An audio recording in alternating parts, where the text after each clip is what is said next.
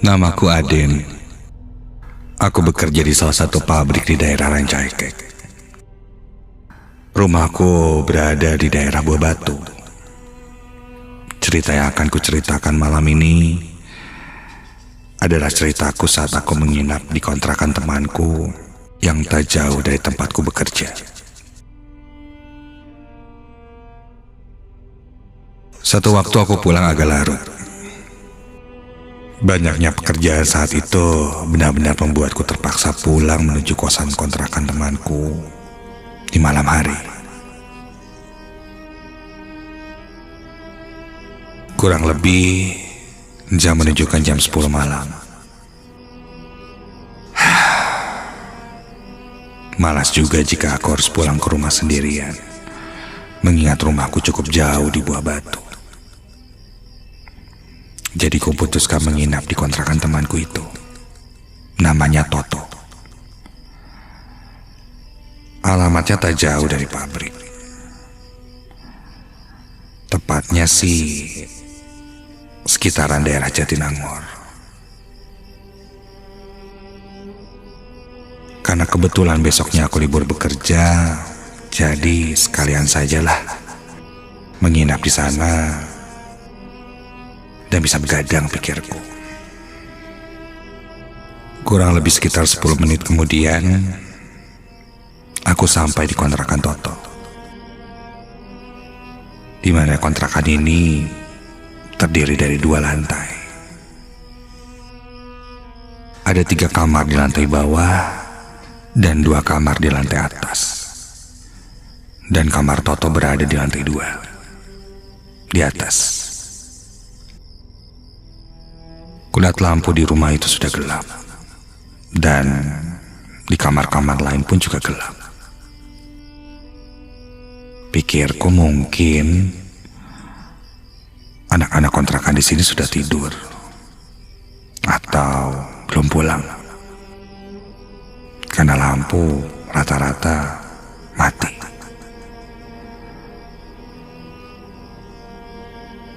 Sampai di kamar Toto, kulihat Toto sedang mengobrol dengan temannya yang juga mengontrak di sana.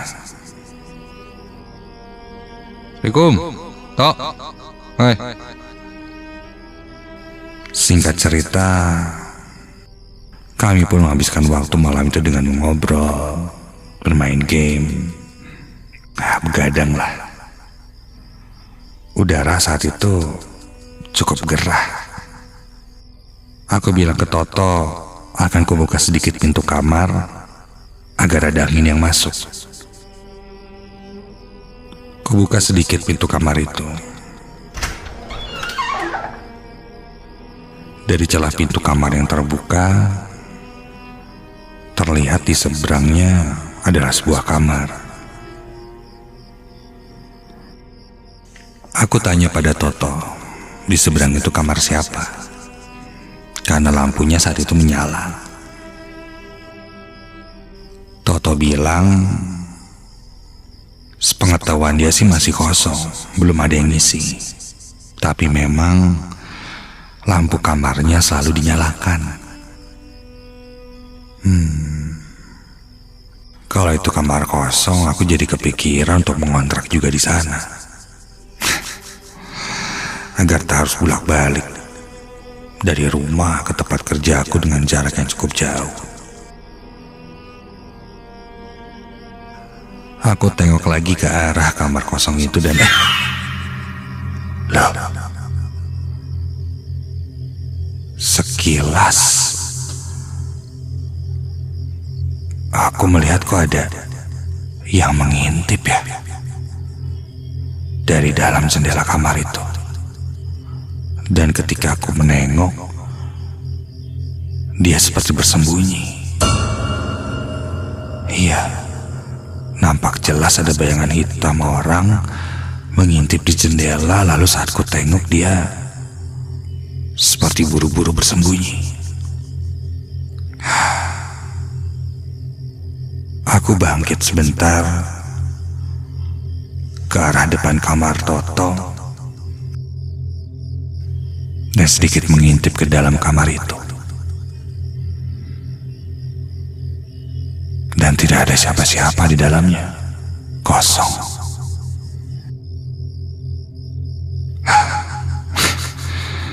Mungkin salah lihat kali ya.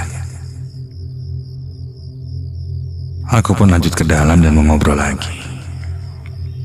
Tak terasa waktu berlalu, dan saat itu sudah lebih dari jam 1 pagi. Kami pun bersiap untuk tidur. Teman Toto pamit kembali ke kamarnya, sedang aku dan Toto bersiap untuk istirahat.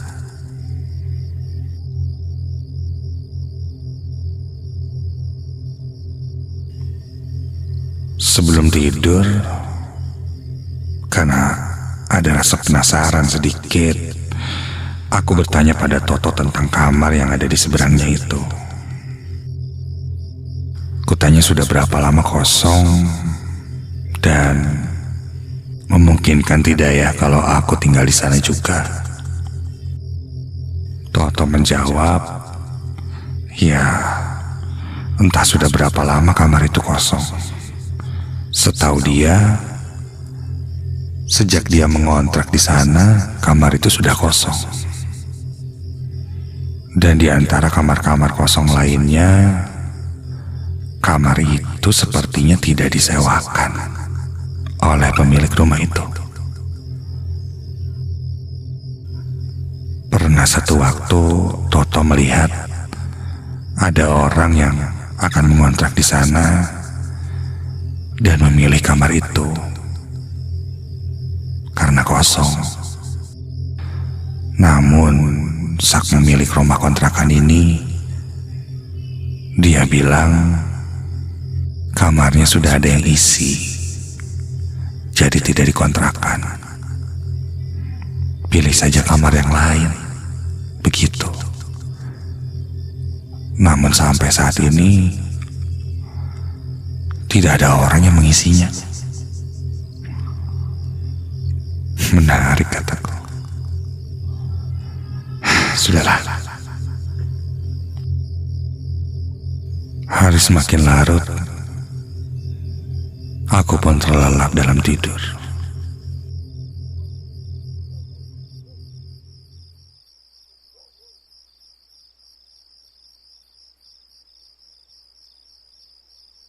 Sampai tiba-tiba ada yang mengelus pipiku.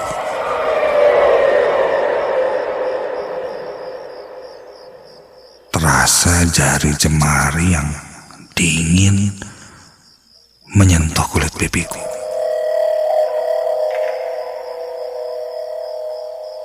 Refleks aku membuka mata.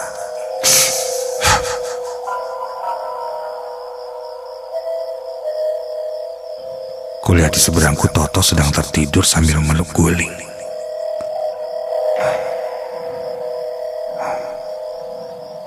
Namun terasa sangat jelas ada yang mengelus pipiku.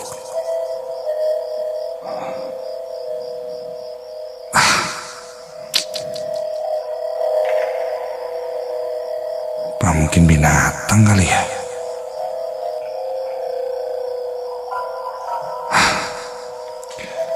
Aku pun kembali memejamkan mataku dan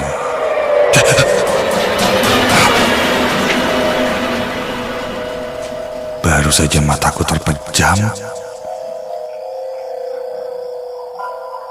kembali ada yang menyentuh pipiku. Kontan aku membuka mataku dan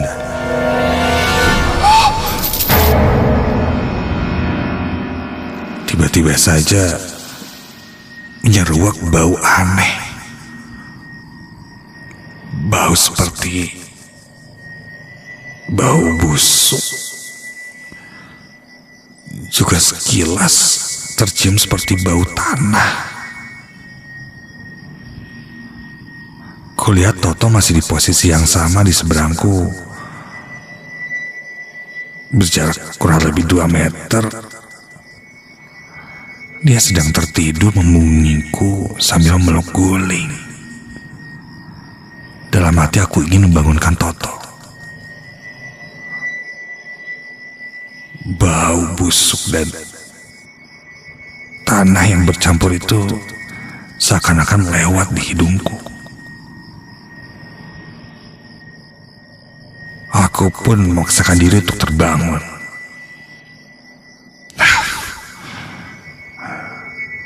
Aku duduk di atas tempat tidur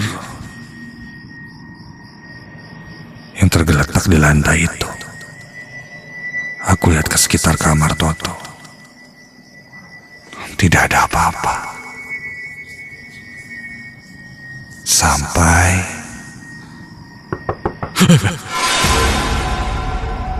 ada yang mengetuk pintu kamar.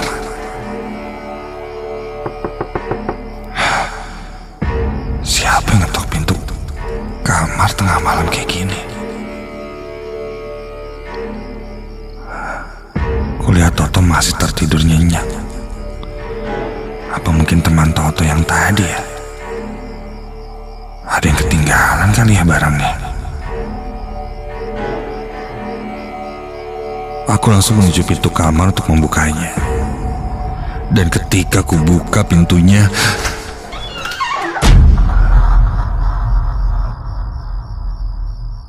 tidak ada siapa-siapa di depan pintu.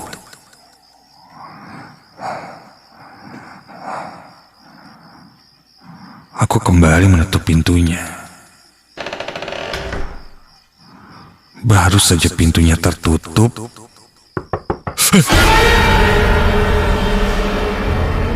suara ketukan di depan pintunya terdengar lagi.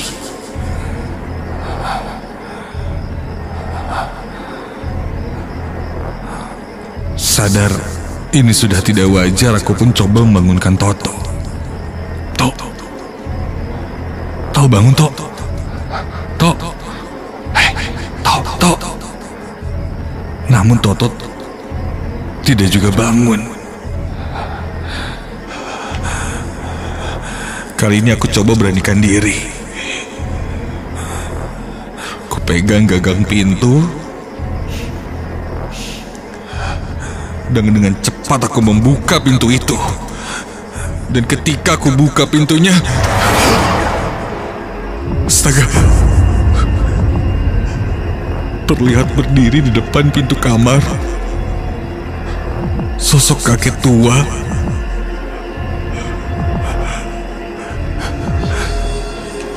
Badannya kurus, rambutnya panjang beruban dengan kumis dan jenggot. Agak sedikit bungkuk dengan baju pangsi hitam. Berdiri di depan kamar Toto. Dari sosok itulah tercium aroma bau busuk seperti sampah.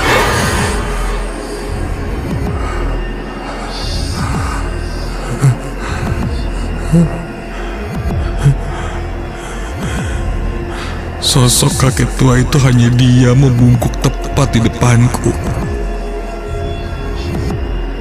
Terdengar dari mulutnya, ia meracap seperti membaca mantra, entah apakah itu.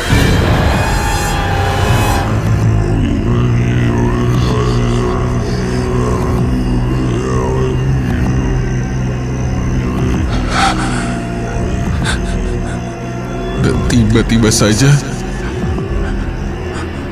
ia membuka mulutnya dan menganga.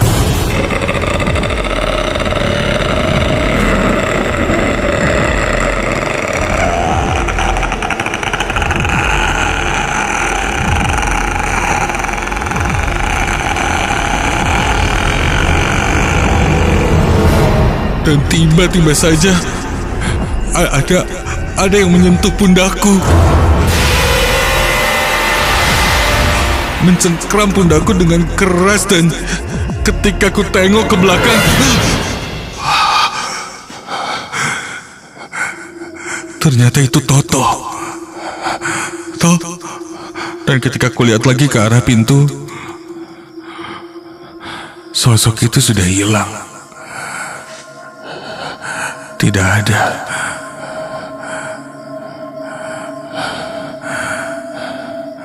Toto bertanya padaku sedang apa. Kuceritakan tadi ada yang mengetuk pintu, dan kuceritakan apa yang kulihat pada Toto tadi sebelum dia menyadarkanku. Toto tidak banyak membahas itu. Setelah mendengar ceritaku, dia memintaku untuk segera tidur saja. Keesokan harinya Toto pun mulai menceritakan padaku tentang sosok yang kulihat semalam itu. Dia bilang dia juga pernah melihat sosok itu, kakek-kakek yang terlihat di kamar seberang. Dan beberapa orang di kontrakan ini pun pernah melihat penampakan kakek-kakek tua itu seperti sedang bersemedi di dalam kamar. Kadang sesekali terdengar suara batuk dari arah kamar kosong itu. Sempat ada rumor juga, katanya sih sosok kakek itu pernah tinggal di kamar itu. Entahlah. Yang jelas, ketika sudah lewat tengah malam, jika mendengar suara ketukan, sudah pasti dan seharusnya tidak dibuka. Itu sudah menjadi peraturan tidak tertulis di antara anak-anak kontrakan ini. Karena aku tidak tahu dan aku membukanya, maka aku bisa melihat siapa yang mengetuk pintu